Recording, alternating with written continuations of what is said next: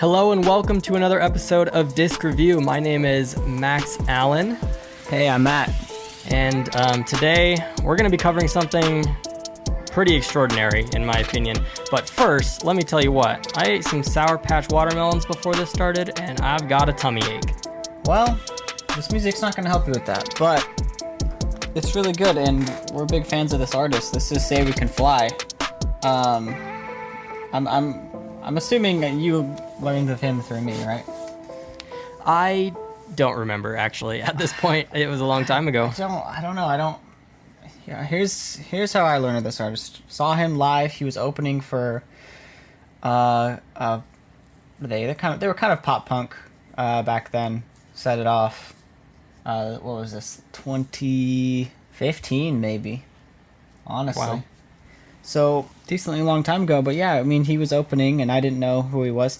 I remember being in the venue, and just, like, you know, people are just chatting before anyone starts playing, and people next to me were like, SayWeCanFly is here, like, he's really good, I'm looking, you know, like, I really want to see him play, and I kind of had this, I was like, okay, you know, actually, I'm pretty hyped too. Literally never heard of this artist, never listened to anything.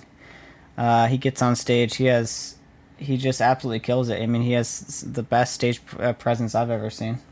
His voice was it just boomed through that venue, and he played some stuff off some EPs he had at the time. Definitely like has a lot, you know, more music now in different styles, but at the time it was, you know, pretty acoustic and but he still retains that style, and I think we'll talk a lot about, you know, how we think he's progressed, especially on this record, which we both really like. But yeah, I mean, as far as I remember, I'm pretty sure I just told a lot of people that I knew, you know, that liked this kind of music. I was like, you got to check out this artist, and to be honest, he's just been able to innovate and just impress me over the years, and just keep getting better.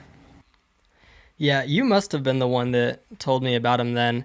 I just remember, I mean, back then he didn't have much out. Like he had some stuff, but really his claim to fame was "Intoxicated I Love You," which is just the most emo song ever, but it's so good, you know. And back then it was like love at first listen. As soon as I heard his voice, I was like, man, this guy is so good, and his writing is just incredible. I think that you and I both agree that it's crazy how no one's really heard of him. Yeah, I mean, we can give some background to people. I mean, he's just a one-man show here under the name SayWeCanFly, and he writes and basically self-produces most everything. It's I kind of don't know the timeline because he's kind of switched around. He's been on a label or he's been independent. So, but I mean, yeah, he's super talented. His songwriting is killer, and his production has really gotten good in these newer stuff. He's done a lot of different styles, but yeah, I mean, "Intoxicated I Love You" was the claim to fame, I think, for us. I mean, that was the big, I think, probably his closer for his set, and he told the audience to, you know, what lines to say to chime in during the really, I think, iconic bridge section. There's kind of some chanting, and just a really fun way to get the audience involved. I was really impressed by his set. I also really liked the song "Darling," which is off of another one of his. This one was this was like some of his newer stuff at the time. But yeah, I mean, I just kept listening to those songs, and I was able to get people like you hooked on them, and then we've been listening, you know, ever since. I'm always waiting for some new music from him to drop. Yeah, when we first started listening to him, he, shortly after released "Blessed Are Those," which is the album just before this one we're going to be talking about. And I remember those songs were so good, but it wasn't until this album, "Beautiful Mess," that, everything came together. I felt like the writing was there, the vocals were there, and the production had a huge step up from the last album. And it's also I felt like this album just felt more, it had a through line, you know, it had themes that connected, and it had messages that just really popped, whereas the last album, it was all great songs, but it kind of felt a little more all over the place. So anyways, this album's called "Beautiful Mess," and we'll jump into it here. What did you think of that first track, Sometimes intro? Yeah, I mean, this is an intro track. I don't usually have strong opinions on intro tracks. I don't hate this one. I don't usually listen to it though. It's not really like, it's not meant to be catchy or anything. It's him saying some, just saying some things in kind of a modulated voice. I like some of the lines that he says, but I don't have strong opinions on this one. Yeah, I mean, this one is more like a poem than a song. It has like minimalistic piano and ambient sounds in the background, but the main focus is definitely that like high-pitched modulated voice. Every sentence starting with the same word sometimes. And I personally really like it. I mean, I like poetry in general, and so I thought it was really great. Kind of paints a picture of a person who knows that they're not just one thing. It's more complicated than that, and sometimes they're two things at once, and sometimes those things even contradict. And so I really enjoyed it, and it was a good way to open into the album. I also think though that if he didn't add it, it wouldn't have really taken away from the album. It's kind of just a little bonus. Yeah, I agree. I to me, like, this next track is the opener and is what I think of. I often forget this is here, and it's because, like you said, it's more of a poem than a song, and for that, it's the value is going to come from liking those lines, which there are a lot I like. I really like the line that sometimes I realize I made myself, or it's something along those lines. But I think it really sets up the theme of the record for sure. I think he does a really good job of painting. A lot of artists try to do like an introspective album. It's probably the most popular type, but I don't know. I think it's done really well here, and I think that line sets it up well. Yep, and then like you said, it leads into If I Had an Airplane, which is track 2. This song is the perfect representation of what this album has to offer, in my opinion. If I were to recommend this album to somebody, I would probably show them this song first, just because I think that it's a perfect song. I love it so much. It's got that classic acoustic guitar style that SayWeCanFly, kind of got to start through, but it's got more layers than his old stuff. It's lots of different elements in there. I think that the feature does a great job in bringing something new to the song, and I think it's a great song. And it also covers, a theme that we get multiple times in this album, which is kind of how hard it is to be in a relationship with someone when you're so far away from them. Yeah, this is absolutely one of my favorites on the record, and I love the duet. I love the way I feel like a lot of love songs are just, it's usually one-sided, one person professing, feelings for someone. But I just think this takes the duet format in just a really interesting way, and just has them both saying the same things and showing how this is a two-way, relationship. And I don't know, it's just happy. He has a couple songs in here that are just really, happy and like he's not just. If you look at his kind of appearance, he looks kind of emo, but man, he's really good at making you feel all sorts of different things. I just think that's really cool. Yeah, let's talk about his appearance for a second. I know you and I have both had similar feelings about this, but he he's got that long shaggy hair, and he puts like paint on his face, and it's a very, very emo look. And it almost seems like his music doesn't fit the way that he presents himself anymore. And in my opinion, I think it kind of holds him back a little bit. I mean, I think he just evolved to be so talented. He does more than just the acoustic emo stuff. If you listen to his, he has music under just his real name, and it's more EDM.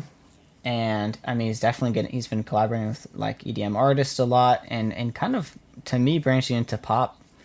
And I think a lot of these songs could be huge. And yeah, I mean, that might be the case. Like, it's really hard to tell. But yeah, it's just like I feel like he's evolved past just being the emo acoustic artist. And I think like he can be whatever now. But we'll see where he decides to go. I mean, I like the paint stuff. It's cool, but I definitely agree.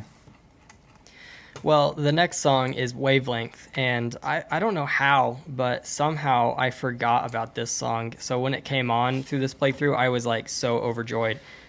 This has maybe the best lyrics on the whole album. It's so beautiful. I've never seen an artist who knows how to write about what it feels like to be in a relationship more than Say We Can Fly. Like, he nails it so well. And this song also talks about the same thing If I Had an Airplane talks about, where it's like, I'm so far away from you, and I do these things to kind of trick my brain into thinking you're still here. Yeah, I mean, I really like the production on this one. I like the atmosphere. I think the melodies are stronger on some other songs, and I don't have as much experience listening to this one, but I really like the bridge. Like, for me, that steals the show, and this one to me sounds a lot like, and he does this a lot, where it just sounds so much like old school Say We Can Fly, but just in a really updated version, because the production on this is really good on all these songs. I can't stress enough how much, just these songs sound incredible. The next song is Daisy Do, which is a huge turn for sound wise, at least. Like, the past few songs have been decently emo, very acoustic, and then this one is like folk and upbeat and fun, and it's got great layering. I think it points out perfectly how well Say We Can Fly can do lots of different genres, not just what he's known for, but he can kind of, I think he can do whatever he wants, and he just sounds great in any of those styles. Even though this song isn't like in a style that I would typically listen to, I think that it's undeniably fun and catchy. Yeah, I mean, I'm a big fan of liking an artist, and when they branch out and do different genres or styles, and you just like them so much that it just works, it's kind of a beautiful thing. This is definitely not a style I think either of us would really search out, but I don't know. I just enjoy hearing him be in this style. I don't. This has the lowest streams on the record, which is odd, especially since it's so high up on the records, taking spot number 4. But I just think this song's a banger. I didn't really have strong opinions about it going into listening to this record for this podcast, but man, I just thought the melodies were insanely good.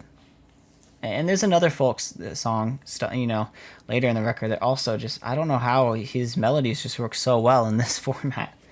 I don't know, I think it probably is because of the style, because it's so different. Maybe they don't want to give it a chance. And then that's why the streams are low. But I really enjoyed it. I like the yelling section a lot. It kind of seems like you're sitting around a campfire yelling out this chant with a bunch of people. That's definitely how it felt. And just that final chorus, he just is having a lot of fun vocally, I feel, and just mixing it up, and it's really showcased there on that last chorus. This song really sounds like you're just hanging out with a bunch of friends singing a song. The next song is Sandcastle, and this song is kind of weird for me because I love this song so much, and it's completely ruined by the one cringy line about being like a wolf.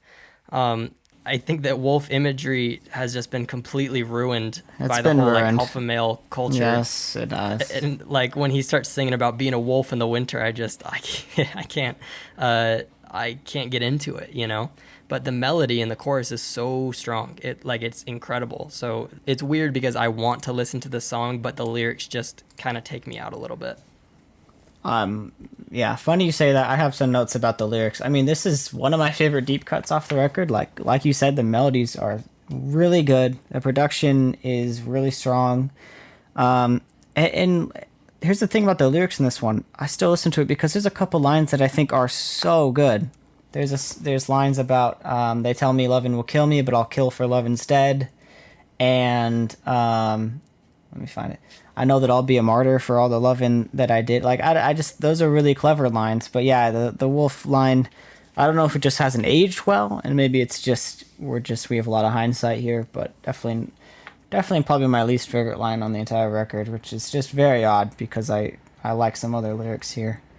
But I listen to the song a decent amount because it's so catchy, and I think that carries it. And also, I don't know if you ever use the Spotify lyrics tab, but some of these lyrics are egregiously wrong. Oh, are they? This one says, "I know that I'll be a mother for all the loving that I'll take." That's not even close. That's I don't know where they got these, but that one was making me chuckle. It's all over this song. That is so funny. It's really wrong. Oh man, I know you can go in and like report when lyrics are wrong. Yeah. I don't know how something like that happens, because usually the person who wrote the song is the one who puts the lyrics in. I mean, like when I've had songs on Spotify, I was the one who typed in the lyrics, so that is kind of weird. Yeah. But yeah, I just thought that was funny. Yeah, I love the lyrics tab though. I use it all the time. Oh yeah, it's a nice feature. It's just easier than having to look it up yourself for sure. So that's why I was looking at it, because I didn't, I was listening to the whole record, and it's definitely a convenient feature. So that brings us to Candle, the next song. And I've never really noticed this before, but you can really see how the next set of songs that he came out with, Nosebleed, that like it almost sounds like he got the sound for that.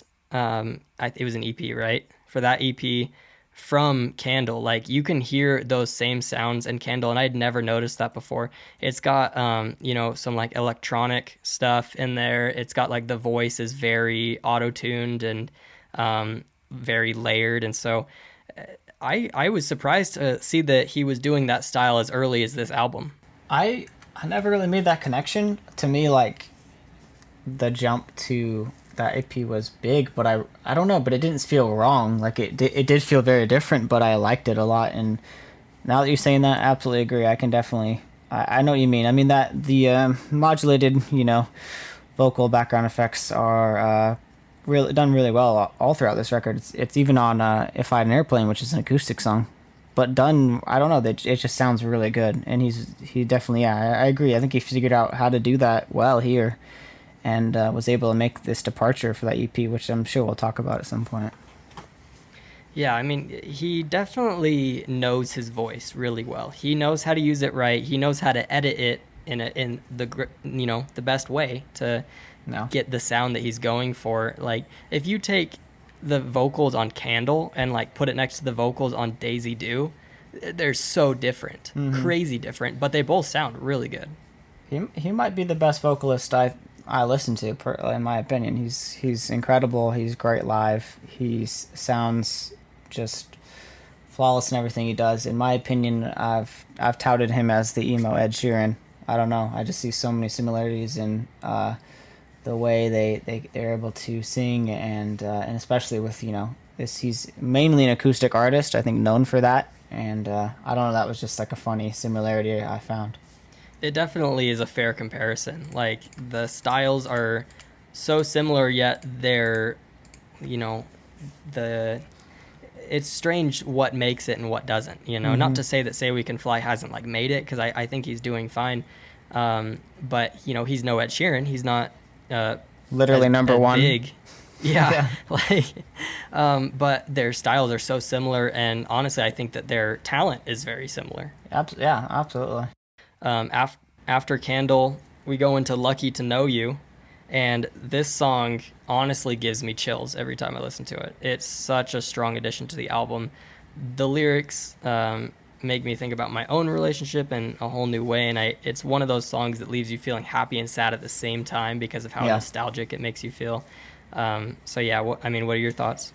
Yeah, I mean, I just, if the next track is the standout single, this to me is the album's like hidden masterpiece. I didn't even know about this song. I mean, I'd heard like singles off of it, but not until I really went through and listened to the whole record did I find this song to be as incredible as it is. I think it's the best song on the record. It's one of the best love songs I've ever heard. It's so unique and interesting. It's just the lyrical content is so different from what you'll hear in some other love songs, but I just think it's so clever. I love the way it makes you feel. It like you said, it's a happy love, but a sad, reality, but it just balances it so well. Yeah, the lyrics are like so realistic to life, like how it really is, and I feel like lots of love songs you listen to just don't have that. They have kind of like a romanticized view of love, and then like this song kind of just nails it on the head and says like, well, this is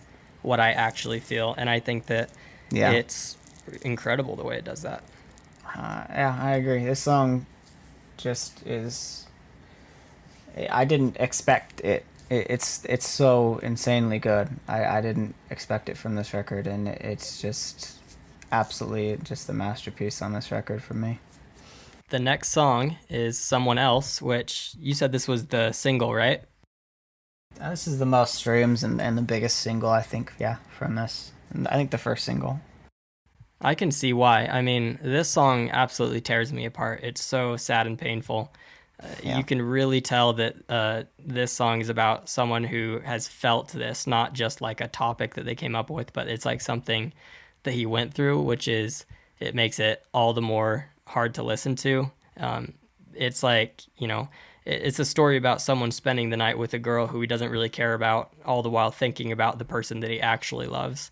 And it not only that, but the melodies are so good, and the lyrics. I love the part in the verse where he says, just because I kiss you once, it doesn't mean I love you, but it also doesn't mean that I'm going to forget about you.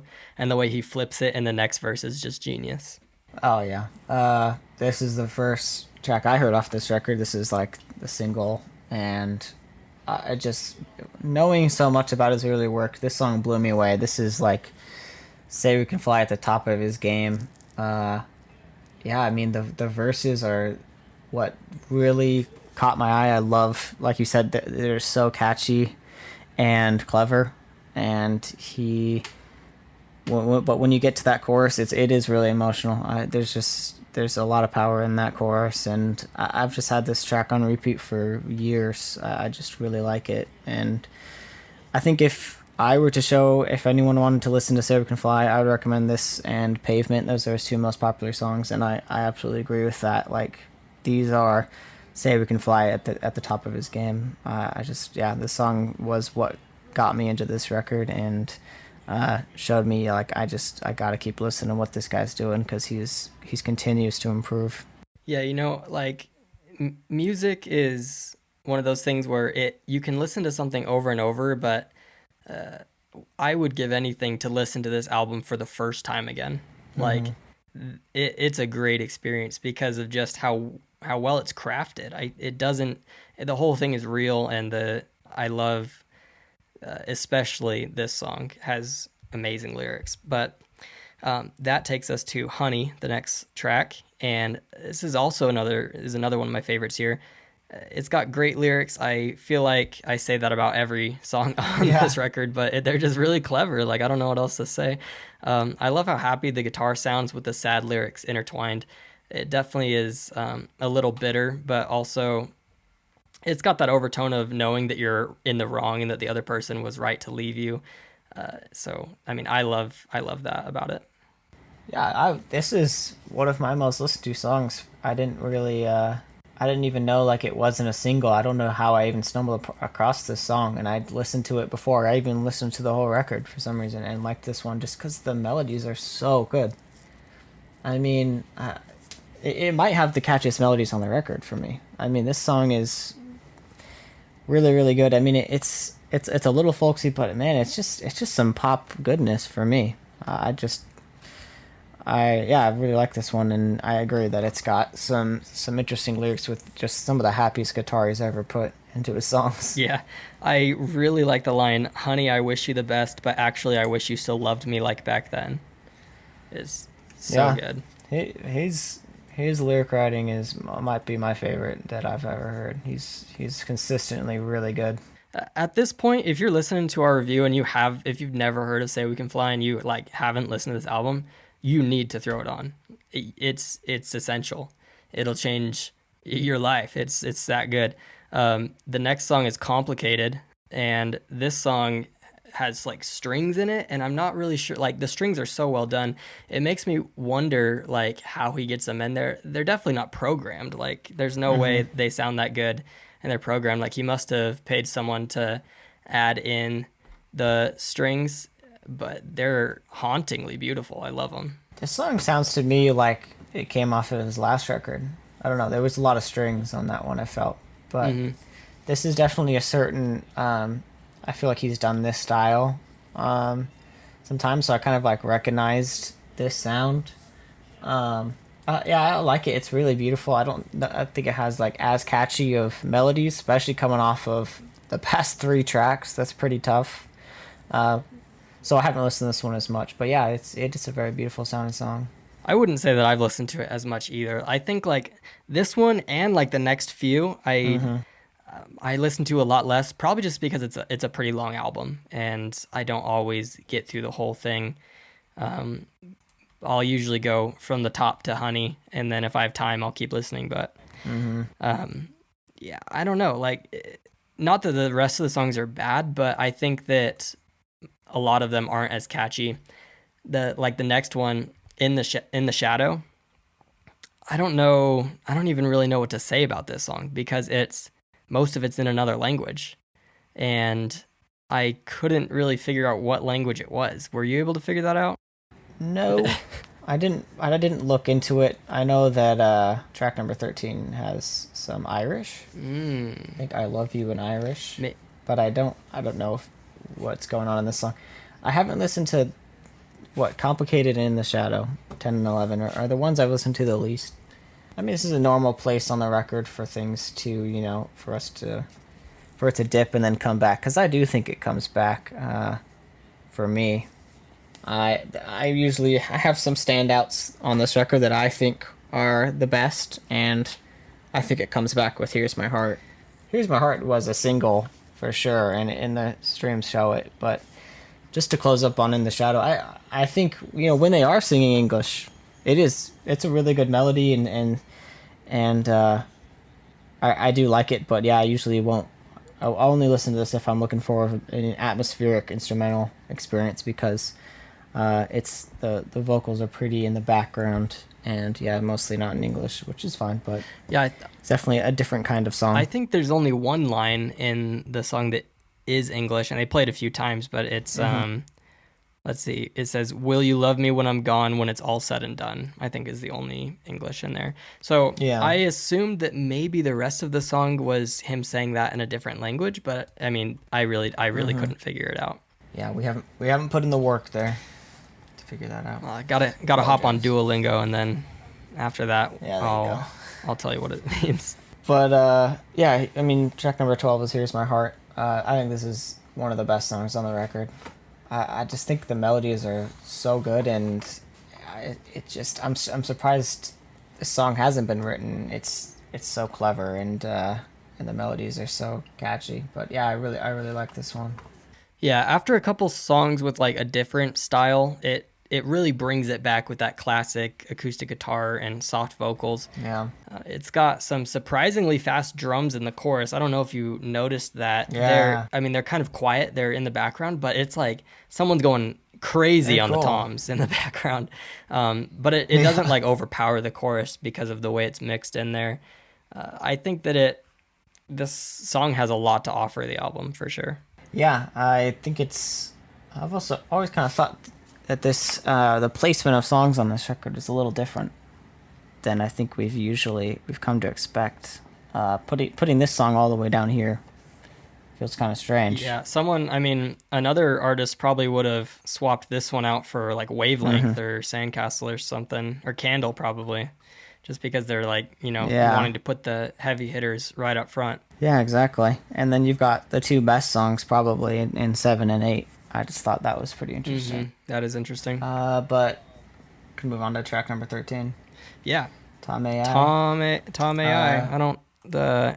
Is that Irish? You I said. don't know if I'm pronouncing that right. That yeah, the full line is. I'm gonna butcher it, so I don't even really want to try. But I like this song a lot. I mean, I don't really listen to folky music at all.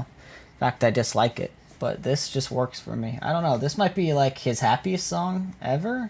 It's so optimistic, and it's just a great song to vibe out to for me. Yeah, I wouldn't say I dislike folk. I think I just never seek it out. Like, if it was on, I feel like I would really be able to vibe with it, but it's just like so vastly different from what I usually listen to.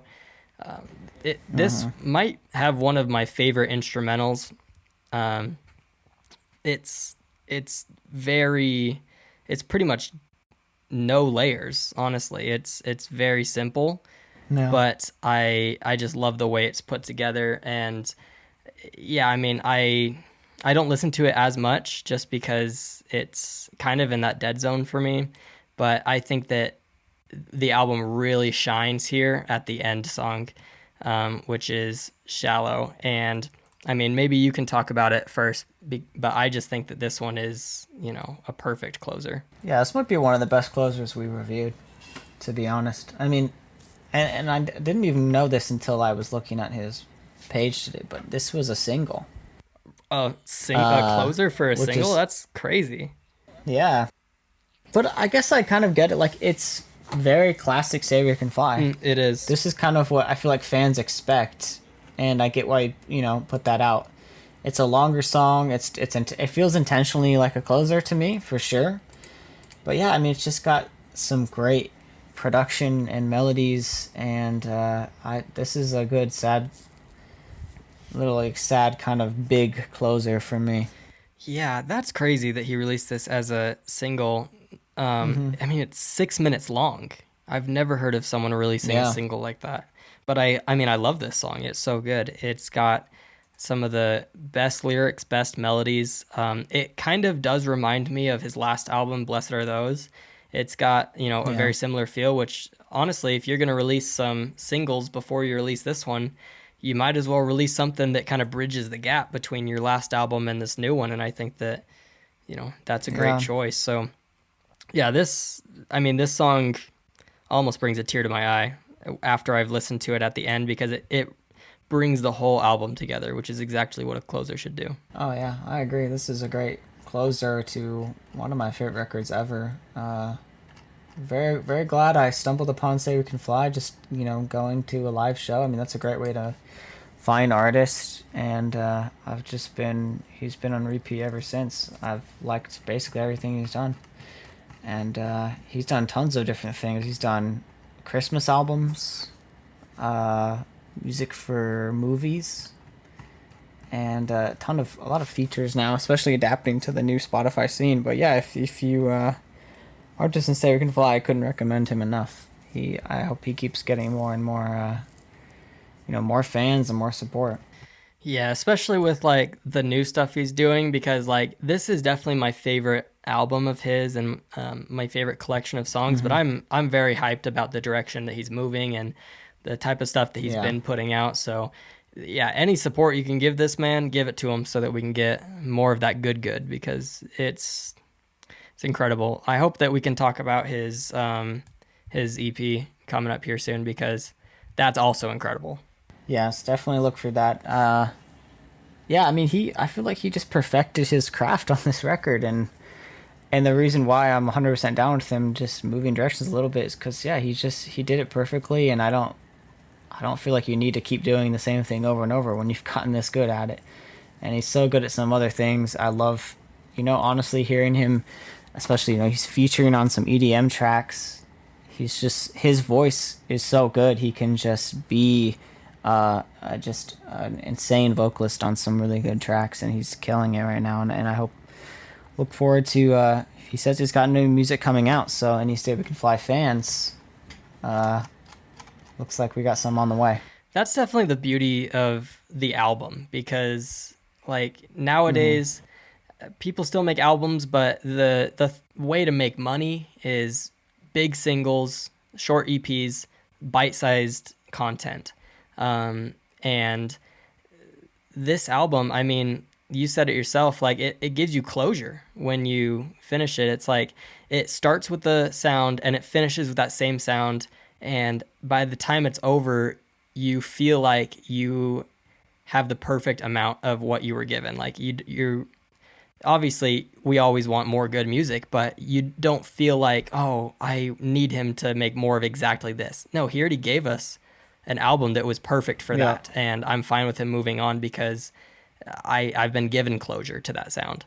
Yeah, I agree. This is one of those records that we started this whole thing for. It's that record that provides you just a unique, experience with some incredible songwriting and a vision the whole way through, and just I think this is kind of our gold standard record, to be honest.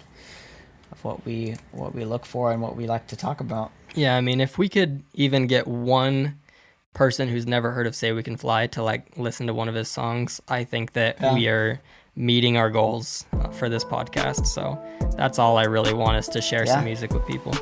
He's an immediate hook. Listen to Pavement. That's my favorite song of his. It's the top of his popular.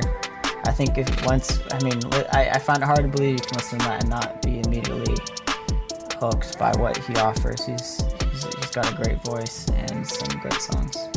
Yeah, thank everyone for listening. Yeah, thank you so much. We appreciate it. Please leave a like if you enjoyed this, and let us know what else you want to see, because we'll give it to you. We're very flexible.